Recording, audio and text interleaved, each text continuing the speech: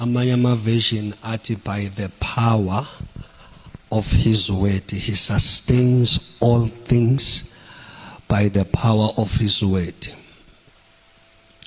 After he had provided purification for sins, he sat down at the right hand of the Majesty in heaven. Can we have it in isiZulu? There is a small comparison engifuna ukuyenza la.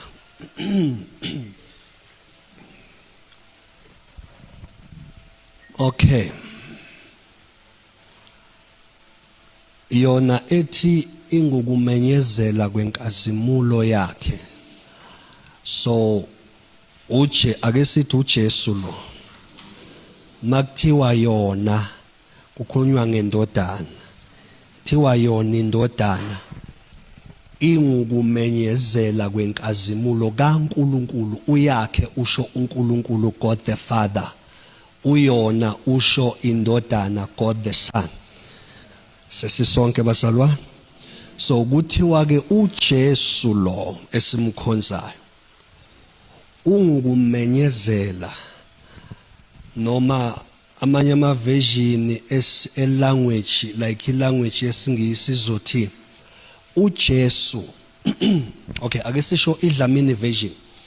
uJesu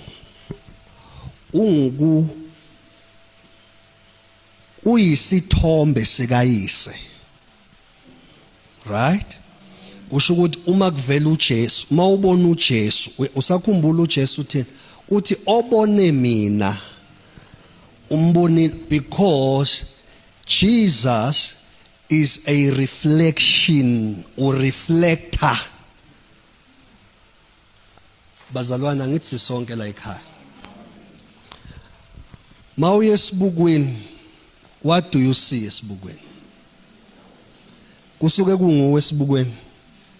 Usesibukweni wena. Ubonani esibukweni? I-reflection yakho. So ngeke ukuthi unamehla amancane but isibuko sikuveza unamehla ngakanani amakhulu.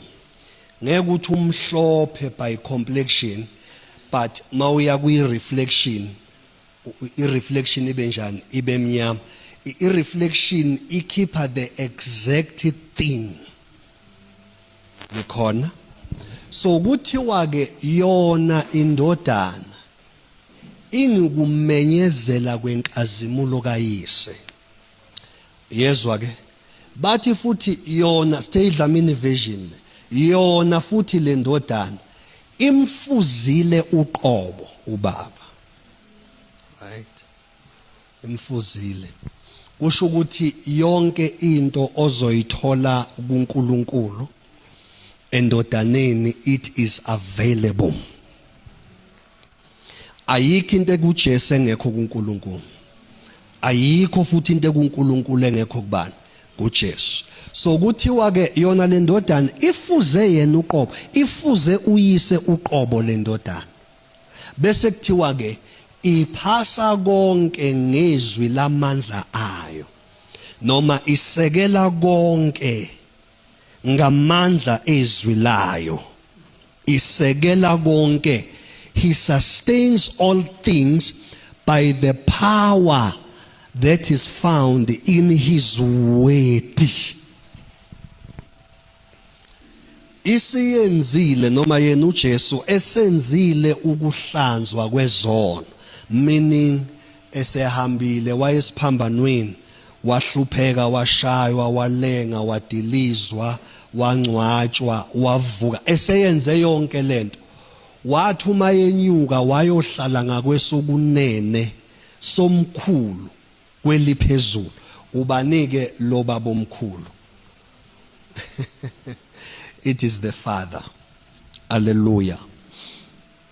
So namhlanje ngifuna sikhulume about a small topic. Ngifuna sikhulume ngento encane kakhulu bazalwane, and then we pray.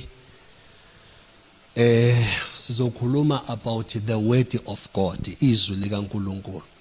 That is the topic of the day. That is the subject of the day. The word of God, the word of God, izwi likaNkulunkulu, the word of God. So ke why are we visiting indaba yesu likaNkulunkulu? Remember, sithe kulonyaka unyaka we-proficient faith. Hallelujah. So khumbula ukuthi anytime kukhulunywa about faith, izwi is there.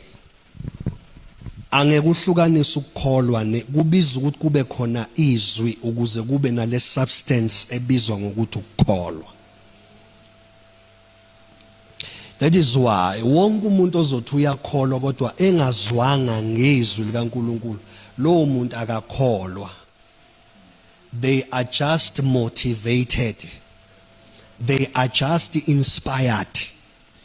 But faith is something else. Ukukholwa kuza ngokuzwa, ukuzwa ngezwi likaNkulunkulu lisho njalo iBhayibheli.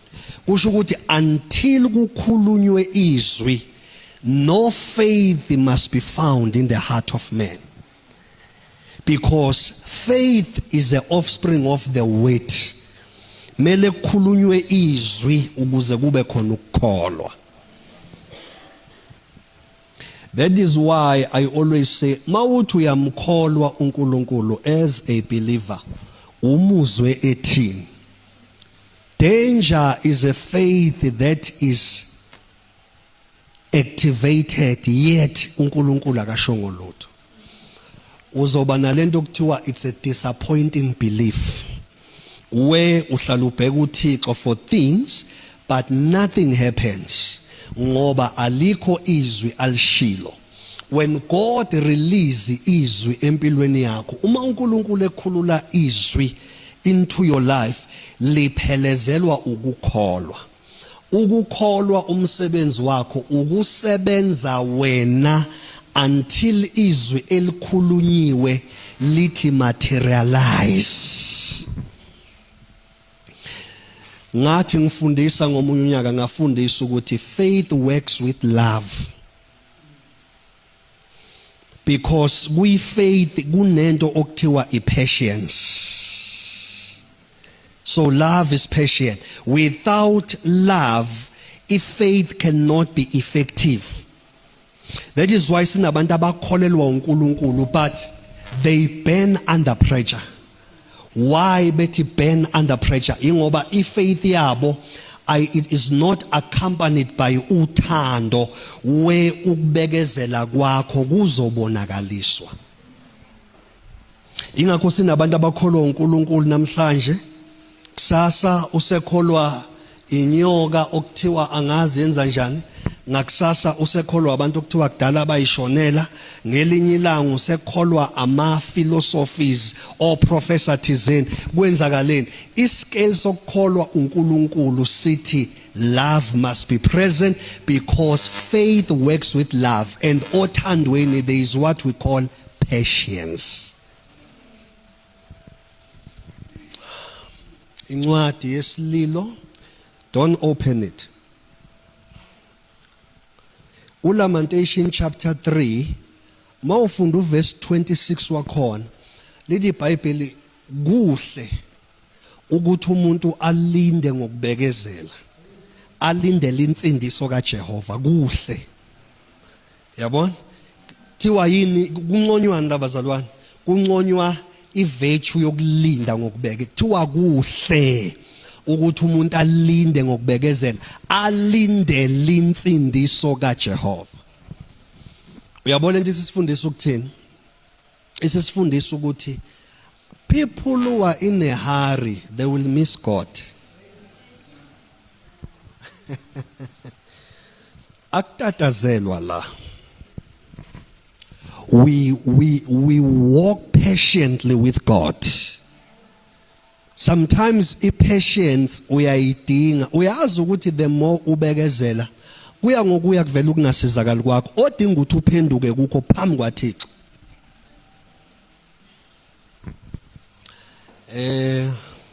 Ngiyacela baba uKhathide uphinde ungizame ngevolume unless seyigcinile mfowethu. I can't go up. Hallelujah. So ngeke ulunge emhlabeni wokukholwa uma umuntu ophuthumayo. Lapha ekukholweni uzofundisa ukuthi izinto zenzeka ngesikhathi sikaThixo. Hayi ngesakho, ngesikaThixo. There are times where you will feel like life is passing you by. Sometimes you would feel like engathi abanye abantu they are progressing more than you. But yini ekunika peace? Into ekunika peace ukuthi you are in the right standing with God. If a man is in the right standing with God, that man is always on time. Noma kunganabantu obona sengathi bakudlula ngo160 emgwaqeni. No, isikhathi sakho asinge xesha labantu. Siya ngokuthi where are you present at? So I can't be present at God, before God. Ngithokoza ngemiyalo yakhe. Oh. And be late. So ke la emhlabeni wokukholwa abalungu siyaphuthuma. Abalungu overnight miracle.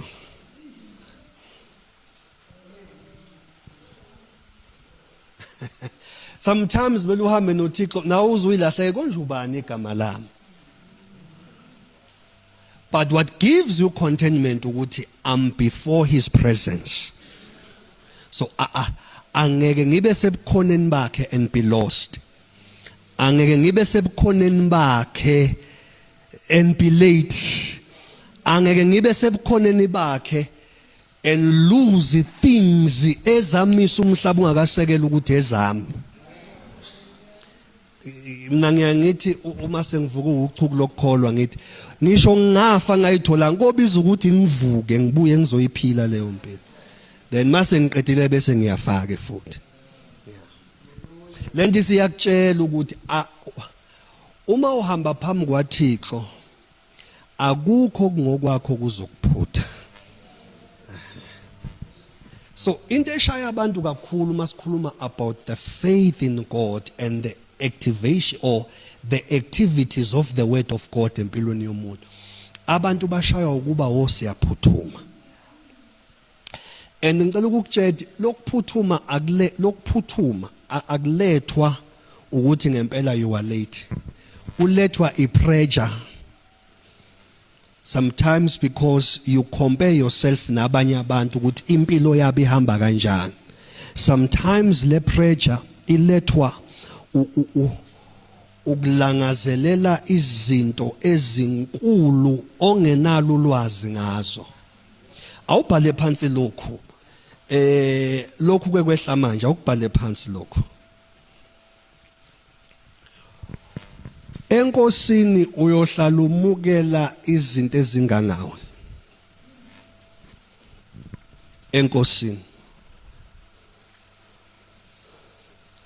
Enkosini awusobe wamukela into engaphezulu kwakho. Ngoba what you will carry, what you will have must reflect you. So kusho ukuthi until God build you in such a manner, leyo nto ngeke uyithola.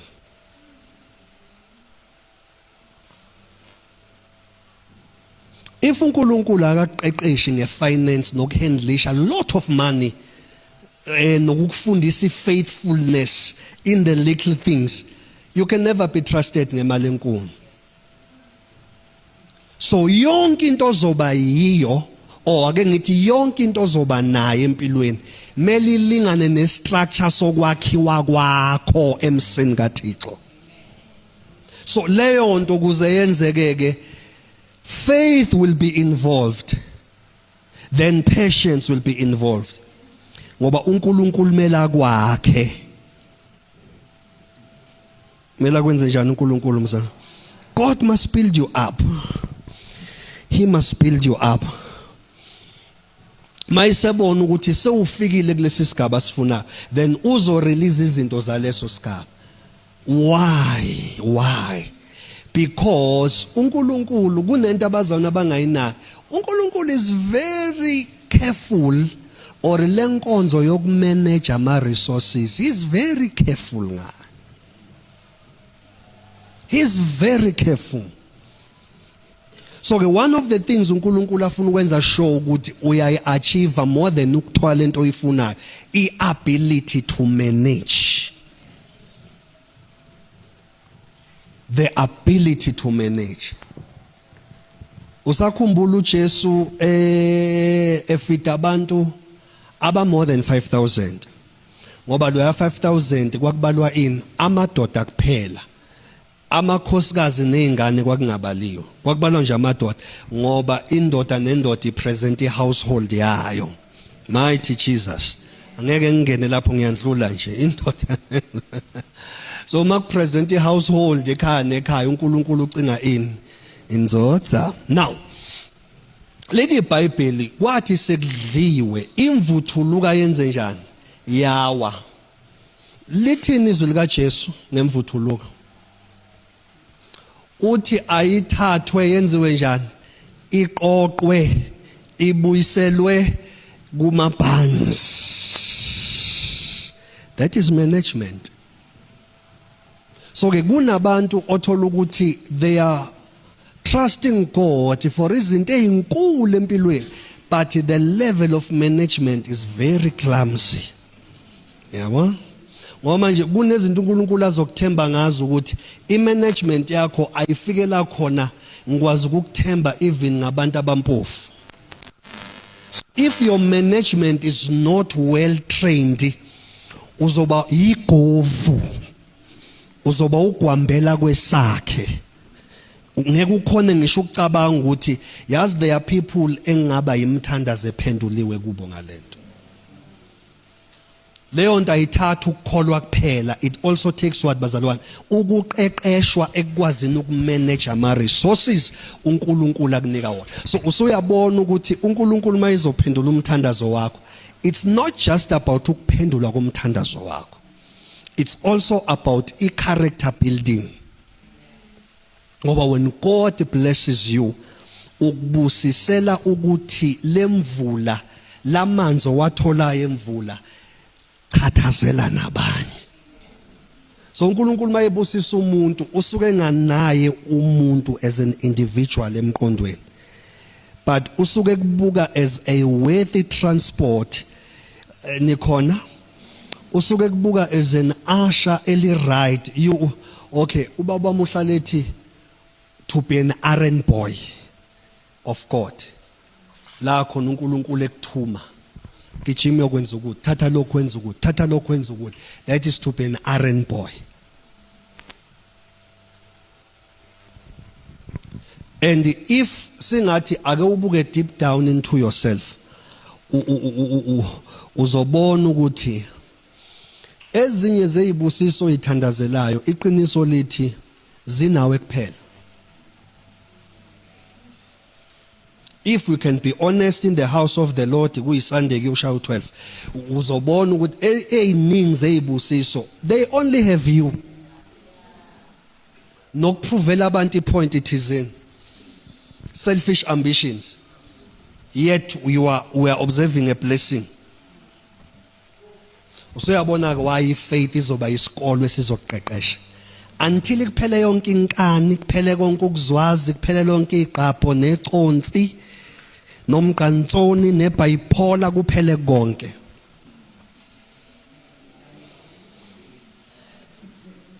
uNkulunkulu ambusisa umuntu oneconsi. Ngoba kunabantu abazokuqabula inyawo manje wena. Kuyokugcina sekubantu abatshela ukuthi bayangawa lapha etoilet, uzobatshela. Ngoba isibusiso sihleli phezulu komuntu odangerous. Ya uzositshela siyangawe. Imagine siyangawe. Somebody say the word of God. Yes, the word of God. So kuthiwa ke uJesu he sustains all things by the power of his word. So ke ake sibukeke. Number 1, sibuka ama characteristics ezwi likaNkulunkulu. You will write this down. Number 1, the word of God is the light The word of God is the light. Yes. Izwi likaNkulunkulu liyini bazalwane?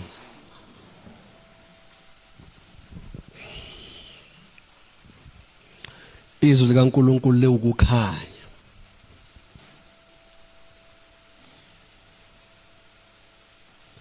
It carries the insight of God's design and a different idea about life than that of the world or the system. Makuthiwa izwi likaNkulunkulu liwukukhanya, it is the light, it is the light. Kuchaza ukuthi malifika kumuntu, lifika kumuntu osebumnyameni. Nikhona. Izwi lifika kumuntu okuphi bazalwane?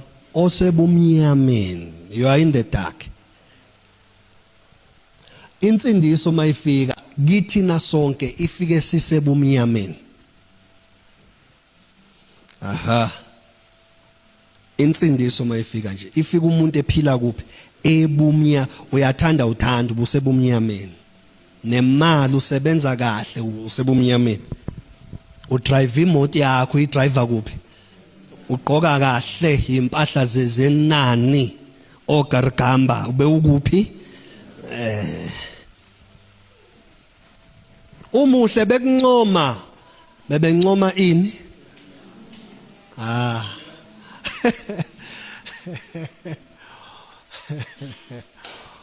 Oh God. Ingakho iBhayibheli lithi bathi behlele ebumnyameni. Abezizwe kunywa abezizwe. Twa behlele emathunzini amnyama gape.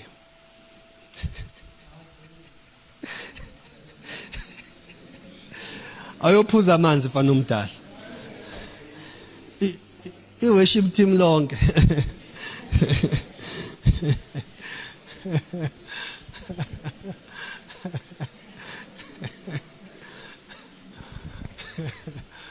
Ngiyabona usedonsa ubumnyama maqha kuba mnyama emehlweni. Twala abantu babasebumnyameni bephile emathunzini okufa. Besithi iBhayibheli kusukela ngaleso sikhathi uJesu waqala ukushumayela. Makuthiwa uJesu waqala ukushumela kuchaza ukuthi then the light came. Because abantu bebekuphi? Bebesebumnyameni. Uyazi why kuthiwa masusindisiwe musuba nenhliziyo elikhulu? Ngoba inhliziyo elikhulu ama fruits asebumnyameni. Why khuzwa inhliziyo embi masewusindisiwe? Ngoba inhliziyo embi iyini? Iyithelo zasebumnyameni. Inzondo ama characteristics okuhamba ebumnyameni. Because in the light there is love. In the light there is forgiveness. That is why kuthiwa yekelani ini igrudge ukubamba amaqhubu. Ngoba akusiyi impilo yasekukhanyeni, impilo yasebumnyameni. Manje iBhayibheli lishilo ukuthi wasisusa embusweni wobumnyama and he translated us to the kingdom of light, the kingdom of his dear son. So ke asikwazi ukuqhubeka sibe neenga, ake sithi anga. Asikwazi ukuqhubeka sibe neenga sisekukhanyeni. Impilo yasebumnyameni leyo. I-pride impilo yasebumnyameni. Ukuzenzisa impilo yakubazalwane. Inzondo impilo yasebumnyameni. Ingakho uma ufike ekukhanye kuthiwa it's the law, it's the kingdom law. Umyalo wasebukhosini to love one another. Is the greatest law because umbuso kaNkulunkulu is founded on love. Ubabona nje makungathi uvakashelwe inzondo kunesimo esikulethela inzondo empilweni yakho ukholo. Ubobuka kwenzakalani lezo insuku. Ngisho ukuthi uyathandaza kuthandazeke. Ngoba darkness is trying to creep into the light. Kanti indaba usathane ethanda inhliziyo yakho. That's why to guard your heart. Kukho konke ongagada yenze njani? Qapha. Bese kuthiwa because it is the source of life. Amanye amavision athi that is where life originates, from the heart. So ke masikhuluma ngezwi kaNkulunkulu sikhuluma ngani? Ngokukha izwi likaNkulunkulu liwukukhanya. Yingakho ke awukwazi ukuhlala nalo, awukwazi ukuchitha isikhathi nalo, awukwazi ukucwiliswa kulo and remain the same. It brings light. Now lalela. Lento ichaza ukuthi uma izwi likaNkulunkulu liwukukhanya, uma uwumzalwane uhlala uba seduze naleya ndishi egolide yamanzi okugeza izandla. Inhlambuluko phenduka. Inhlambuluko nokwenze njani bazalwane? Nokuphendu. Uyazi ukuthi sometimes obukholwa impilo ayikho nzima ngoba ujahwa amademoni. Awufuni ukuphenduka. The reason why ungaphenduki ngoba uhlambuluki. Why ungahlambuluki? Because the light is absent. Usuyabona isequence isebenza kanjani? There must be a word of God in your heart. Then the word of God will lead you to inhlambuluko. Then inhlambuluko izothi phenduka ke kulento. But until the light comes. So izwi likaNkulunkulu lini bazalwane? Lokukhanya. Uthi ke lo bhalile lapha. Aligcina ukuba ukukhanya. Two, it carries a different idea about life. Angithi uyabona? Njoba ngisho thina sizalelwe emvelweni yesono. Kunezinto ebesiyithatha ngokuthi zinormal. Ake ngithathe a simple word, a philosophical word. Ikhothe ikhothayo. Engayikhothi ikhahlela umlomo. Ngibona omunye umzane ensukwini not like haya kwenye ibandla eyiposting ha. Washo wathi ikhothe wathi 2026 ikhotha engayikhothi yenze njani?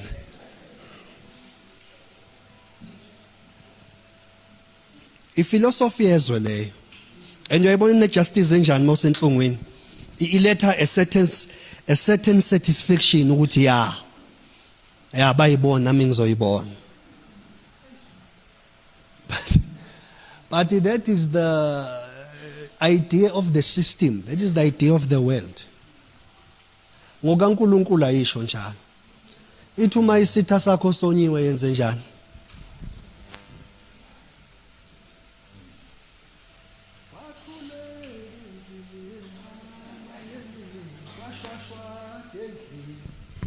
Isitha sakho uma sonyiwe sithelela amanzi abanda usiphuzise, uma silambile phaka upapa nobhontshisi sidle. Isayikhothe ekhothayo.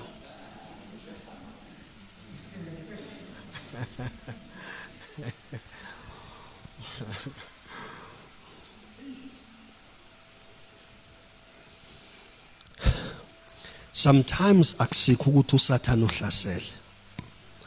Abazalwane they are rare ekamelweni lenhlambuluko nokuphenduka. Yazi the more ungahlambuluki, the more ungaphenduki, uyangokuya uba bjuntu in the spirit. Kwakona ukuthandaza it becomes a frustration. Ngoba your heart is not in the right place. So what keeps your heart in the right place? Confession, repentance.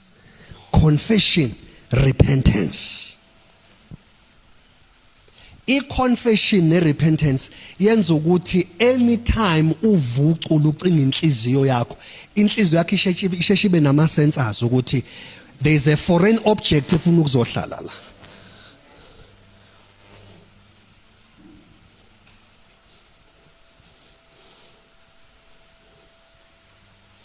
And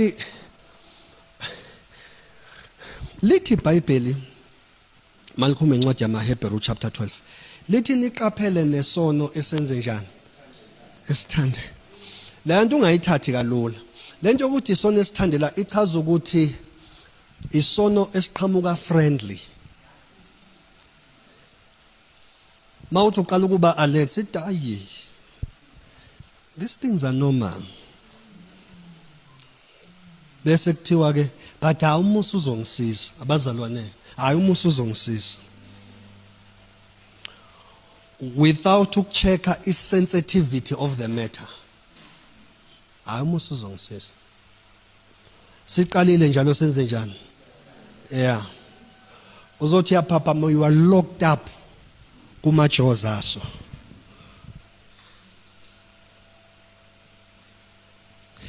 There is no tired society like society yamaKristu. Zikhathele zayingane kaJesu. Angisho wena ngisho lapha ya kwi Christian society. Labantwana bakhathele.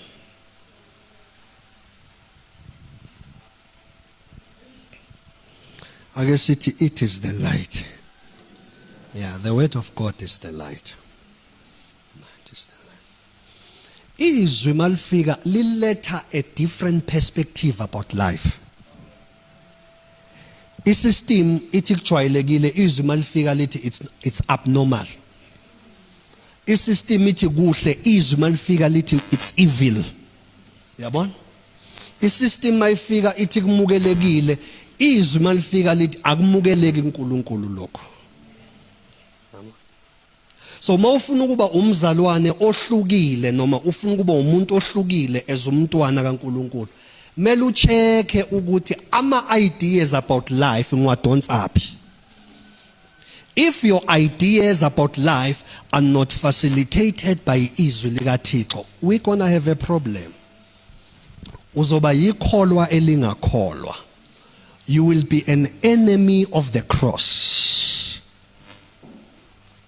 So the word must be what, bazalwane? It must be light into your heart. Yonke into uyenze from the scales of God's word.